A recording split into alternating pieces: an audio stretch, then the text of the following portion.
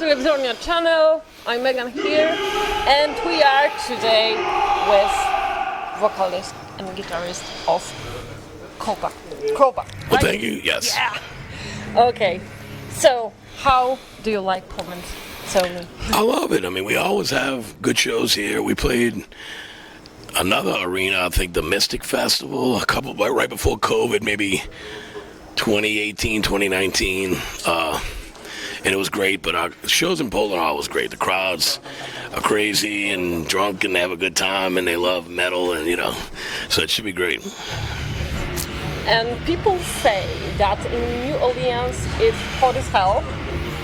So maybe that's the reason for Crowbar plays slow because you can play faster.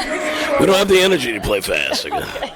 But it is hot, But to be honest, Jimmy Bauer, who was our original drummer, we put the band together. Him and I, in the very beginning, like late 80s, started like getting away from like thrashier and more punk and hardcore stuff. Well, hardcore was a big influence for me personally, but we started getting away from the thrash and we wanted to do something totally different, and we were really into like Carnivore, Peter Steele's old band, which was hardcore, but they had a lot of doom, Sabbathy parts, into like Trouble, Melvins, St. Vitus, bands like that.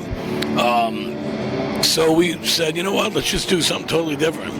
Everybody's thrash right now, let's do something totally different. And it took a long time for people to even understand it, but, I think it paid off in the end. Here we are 30-something years later, so.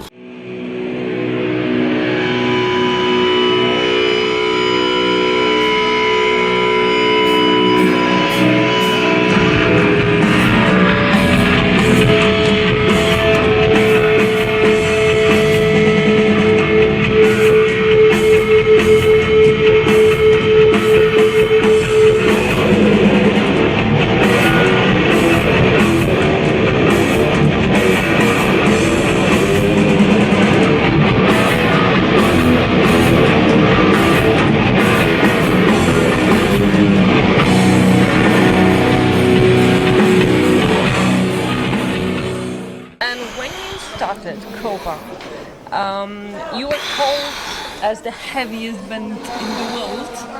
Have you been offended by such comments? I mean, people say about the weight of musicians as well. It's like, I'll take any compliment. I think we're very heavy. At the time that we came out, there was literally, Crowbar, Typo Negative and Carnivore, Melvins, and like Cathedral, and it was a band from New York called Winter. They were the only bands I ever knew that tuned so low. Like, we stole it from Peter Steele, so kudos to Pete. But so it's very heavy because nobody had heard the tuning. Now everybody's got 7-string guitars, and it's old news now. But I think as I get older and as we write more and more, I'm more interested in writing great songs, and I'm not trying to just, like in the old days, we had to be heavy for the sake of being heavy, and I think I've outgrown that. It's still fucking heavy, but, in a different place now that I'm older, but, I love compliments, and calling it the heaviest band in the world is great. Yeah, good compliment. Sure. Yeah, of course. Okay, and when you reactivated Crowbar in 2005, how did you convince the members of the band, to come back? Well, honestly, in 2003, we recorded the Life's Blood for the Downtrodden record, and I didn't have a band. Rex Brown co-produced and played bass and wrote some stuff, and then I had Craig Nunemacher, who was our old drummer after Jimmy Bauer, and Craig came back and left again. I had him play on it, so Rex did bass, Craig did drums, I did all the guitar and vocals and stuff. So I called Tommy Buckley, who's still with me 19 years later, in early 2004, and I got this guy, Pat Bruders, who's in town now. I called him because I didn't have a band, and then I called Steve Gibb, who is one of my dearest friends. He used to play with Black Label. That's where I met him back in 2000. One of my best friends. But I called him up on guitar, and we put the record out and started going on tour. So the rest is history. We got Matt. Matt replaced Steve, and Matt's been in the band. Like we argue over this. I think he's been in the band since 2006. He says, not that. I'm like, yeah, Steve left it. Like, but see, around that time, I was really busy with Down. We did our first European tour in 2006, and Down was back together. So Crowbar didn't do a whole lot for a long time. But, and Pat Bruders, I called him as well. Great bass player, very dear friend, and he came aboard as well. So rest is history.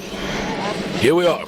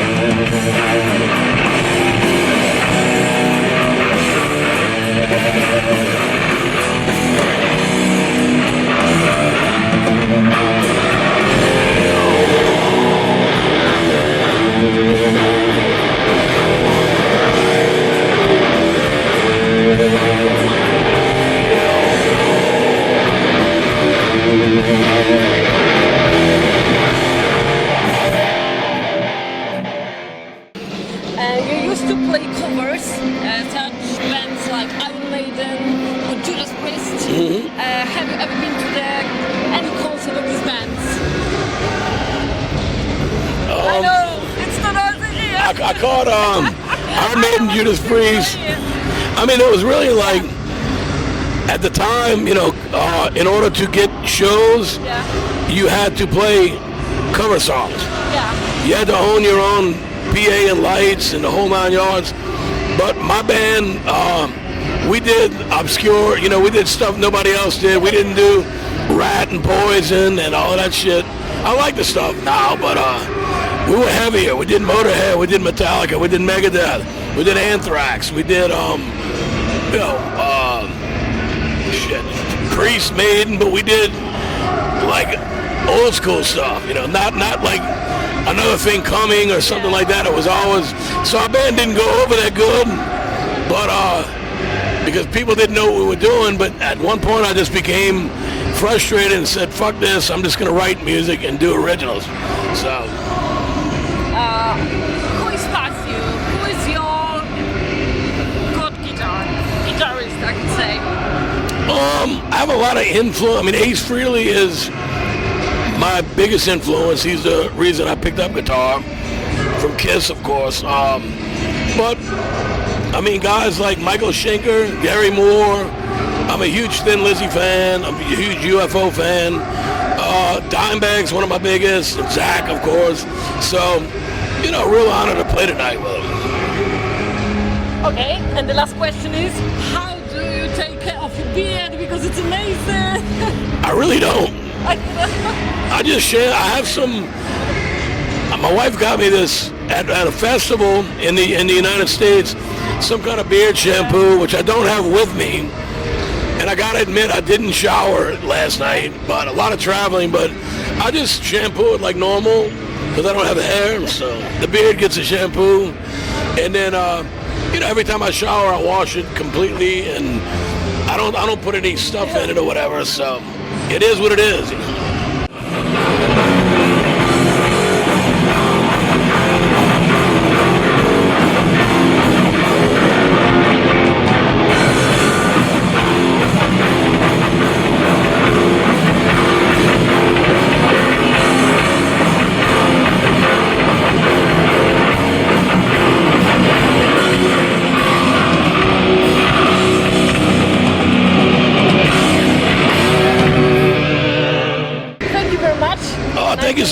Appreciate it. Thank you. Enjoy your night tonight. Oh, I'm excited. Should be great. And a few words for Televizornia fans and KRAKEN magazine. If you want to tell a few words for KRAKEN magazine and Televizornia fans into the community. Yeah, just want to thank all the Polish fans for tonight. It's going to be a great show, and thank you for all the years of support with Crowbar.